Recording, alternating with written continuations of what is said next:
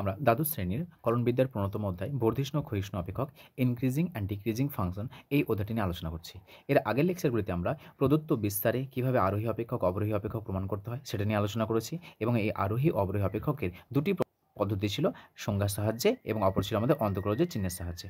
এবং আমরা সর্বশেষ লেকচারে প্রদত্ত বিন্দুতে কীভাবে আরোহী অপেক্ষক বা বর্ধিষ্ণু অপেক্ষক প্রমাণ করতে হয় সেটা নিয়ে আলোচনা করেছি কোন পদ্ধতির সাহায্যে, অন্তঃকলজের চিহ্নের সাহায্যে।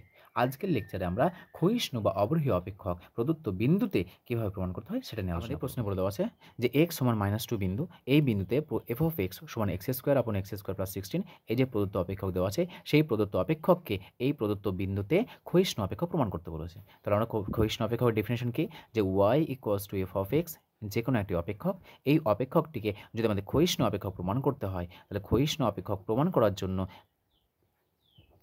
ক্ষয়িষ্ণু অপেক্ষক প্রমাণ করার জন্য আমাদের কী করতে হবে, যে dy/dx, এই যে dy/dx অবকলন, সেই অবকলন বা অন্তঃকলজের মানটা আমাদের লেস দ্যান 0 দেখাতে হবে। কোন বিন্দুতে?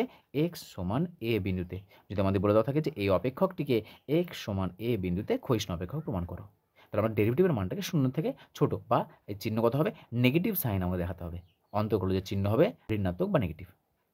সো এখানে আমরা প্রথমে কী করবো, অবকলন করে নেব। অবকল করে পাই, সো কত হচ্ছে আমাদের f dash x equals to dy/dx সমান, দেখো u/v এর আকার আছে, সো নিচের ফাংশনটা তার হোল স্কোয়ার হয়ে যাবে, উপরের যে ফাংশনে তার ডেরিভেটিভ আগে হবে, সো x² প্লাস 16 থাকলো, উপর ডেরিভেটিভ হবে আমাদের x² derivative 2x minus x² থাকবে নিচেরটা ডেরিভেটিভ, নিচের x² ডেরিভেটিভ 2x, আর দেখো 16 এর ডেরিভেটিভ 0, সো 0 লেখার প্রয়োজন নেই। সো ইকুয়ালস টু সিম্পলিফাই করো, তো 2x into x², so 2x³ plus 16 two যা 32, so 32x minus 2x³ divide by x² plus 16 the whole square. দেখো plus 2x³ minus 2x³ cancel, so থাকছে আমাদের কি এখানে থাকছে 32x আপন x² plus 16 the whole square.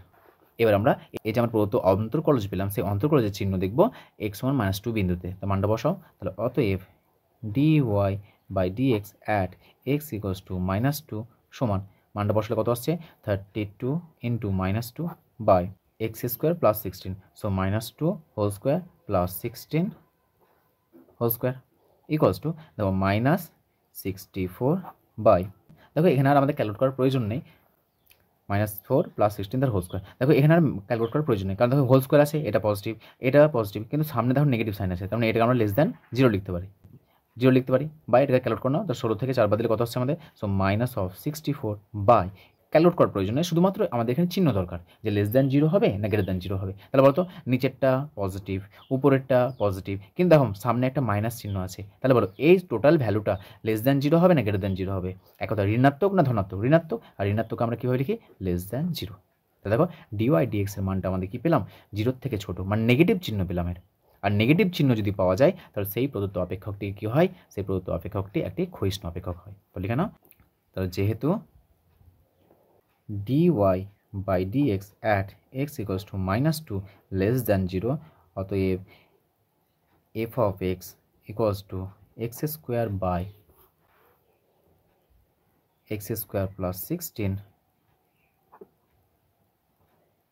অপেক্ষকটি x সমান -2